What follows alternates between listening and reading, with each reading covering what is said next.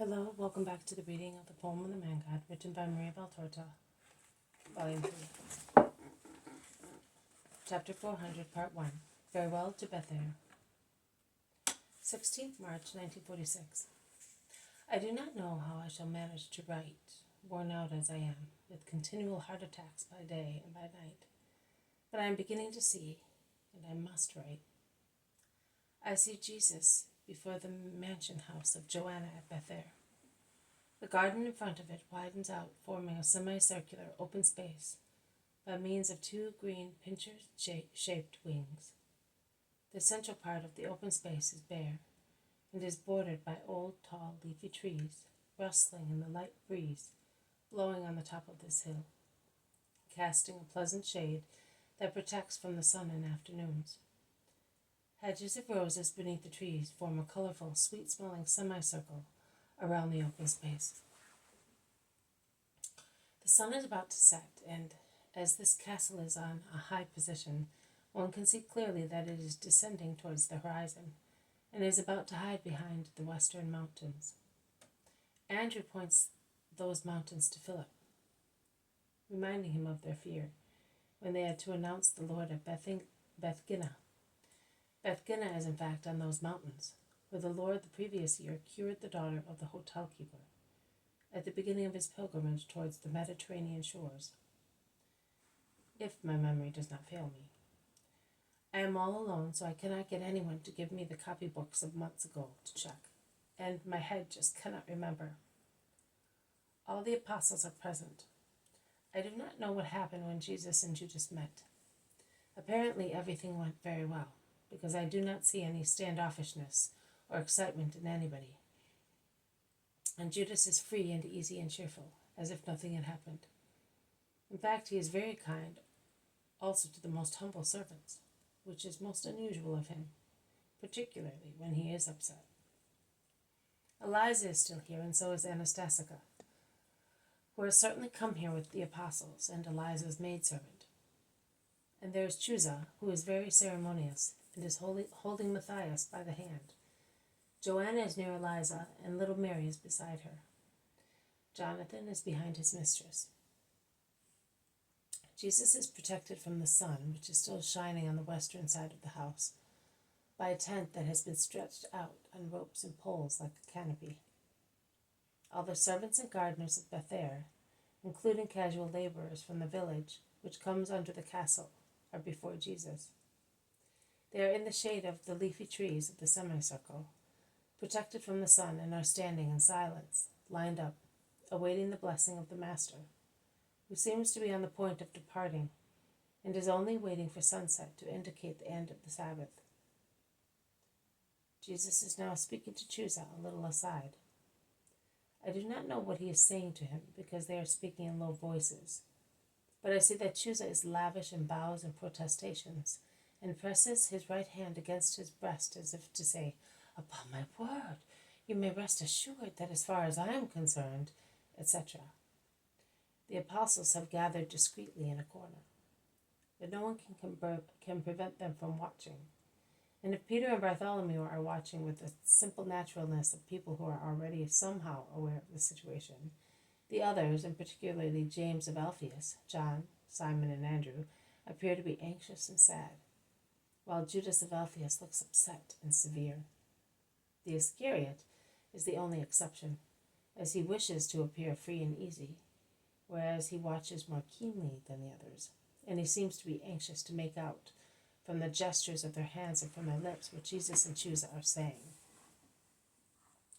The women disciples are also watching silently and respectfully, and Joanna smiles unintentionally, a somewhat ironical smile in its sadness, and she seems to be pitying her husband when Chuza, raising his voice at the end of the conversation, declares, "My debt of gratitude is such that in no way will I ever be able to free myself from my obligation. I therefore give you what is dearest to me, my Joanna. But you must understand my provident love for her. Herod's wrath, her defense. They would have given vent to their anger by taking reprisals upon our property and our influence. And Joanna is accustomed to these things. She is delicate. She needs them. I protect her interests. But I swear to you that now that I am sure that Herod will not be angry at me, as if I were an accomplice of his enemy, although his servant, I will do nothing but serve you with perfect joy, granting complete freedom to Joanna. Very well. But remember that to barter eternal goods for a fleeting human honor is like bartering one's birthright for a dish of lentils. And it is even much worse. The women disciples have heard the words. The apostles have also heard them. And while most of them consider it an academic speech, Judas of Kerioth perceives a special purport, and he changes color and countenance, casting a frightened, angry glance at Joanna. I realize that so far Jesus has not spoken of what happened, and that only now Judas begins to suspect that his trick has been found out. Jesus addresses Joanna, saying, "Well, let us make our good disciple happy. As you wished, I will speak to your servants before leaving." He comes forward, as far as the limit of the shade, which is growing longer and longer as the sun sets slowly, and now looks like an orange mutilated of its lower part. And the mutilation increases as the sun sets behind the mountains of Bethgina, setting the clear sky ablaze. My beloved friends Chusa and Joanna, and you her good servants, who have known the Lord for many years through the words of my disciple Jonathan, and through Joanna's, since she has been my faithful disciple, listen. I have taken leave of all the Judean villages, where my disciples are more numerous through the work of the first disciples, the shepherds, and because they have responded to the word, who passed by teaching them in order to save them. I am now taking leave of you, because I will never come back to this Eden, which is so beautiful, not only because of the rose bushes and peace reigning here, not only because of the excellent mastery which is sovereign here, but above all because you believe in the Lord, and you live according to his word. A paradise, yes. What was the paradise of Adam and Eve?